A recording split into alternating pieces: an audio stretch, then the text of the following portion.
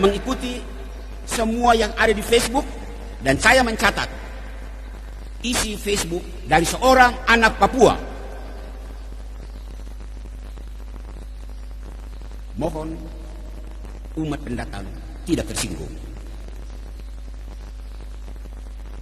Kalau mahasiswa Papua itu monyet, artinya monyet cari ilmu di Surabaya. Dengar baik-baik. Monyet cari ilmu di Jawa, monyet cari ilmu di Sulawesi, monyet cari ilmu di Sumatera, monyet cari ilmu di Kalimantan, monyet cari ilmu di Maluku. Sementara, dan ini jangan tersinggung, sementara manusia Jawa, manusia Sulawesi, manusia Maluku, manusia Sumatera datang mencari makan di tempat monyet. Membaca SMS itu saya malu. Saya malu sekali. Pikir dan renungkan. Orang waras pasti malu disebut cari makan di tempat monyet. Nilai setitik merusak susu sebelanga. Mulut satu anak, satu orang, beberapa orang Surabaya merusak susu sebelanga Jawa, susu sebelanga orang pendatang. Lebih malu yang mana? Monyet cari ilmu di tempat manusia atau manusia cari makan di tempat monyet? Jangan, sekali lagi, jangan tersinggung. Ini konsekuensi logis sebuah ucapan rasis. Pertama. Yang kedua, saya ingin menyapa bagian pemerintahan. Pemerintah kita di pusat maupun di daerah all out mengeluarkan dana besar untuk membangun jalan di Papua, pendidikan di Papua, kesehatan di Papua.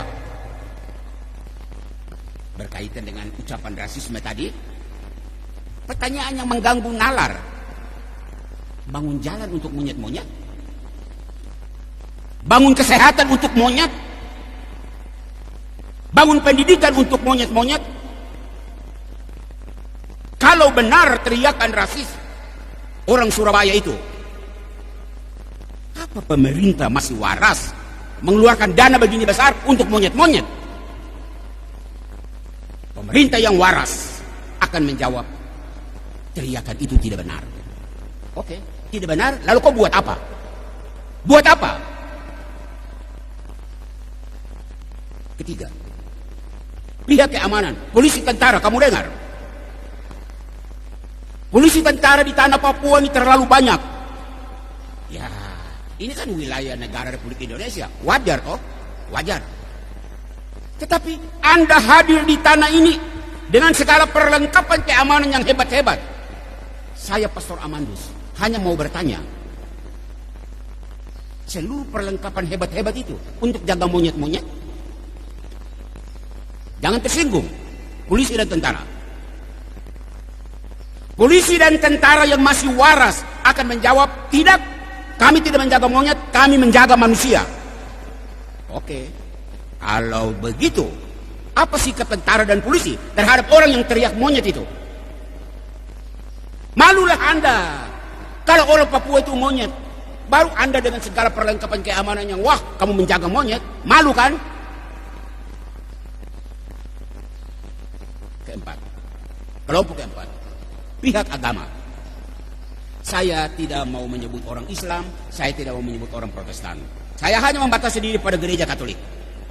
Pastor dan suster, sejak zaman Belanda sampai zaman pemerintahan Indonesia ini, luar biasa pastor dan suster begitu banyak datang di Papua untuk melayani.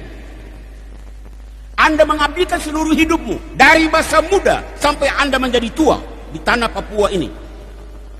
Pertanyaan kecil untuk direnungkan. Apakah Anda petugas gereja, pastor, bruder, suster, Anda melayani monyet-monyet? Sebelum pastor, suster, bruder yang lain menjawab, saya Pastor Amandus mau menjawab.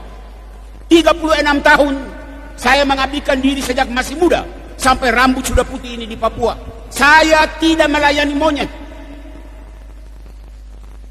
Saya melayani manusia. Manusia Papua. Saya sedih kalau disebut orang Papua monyet. 36 tahun saya tidak melayani monyet-monyet.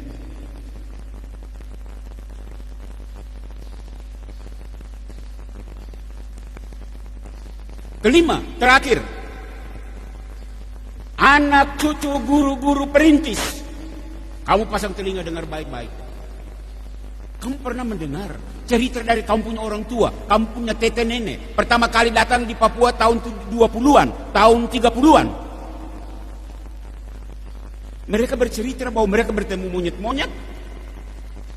Apakah kamu mendengar cerita bahwa orang tuamu datang mengajar monyet-monyet? Tidak, bukan? Kalau tidak, anak cucu perintis, jangan diam. Buat sesuatu dong untuk saudara-saudaramu orang Papua. Di sini, gereja Katolik yang masih waras, gereja harus membantah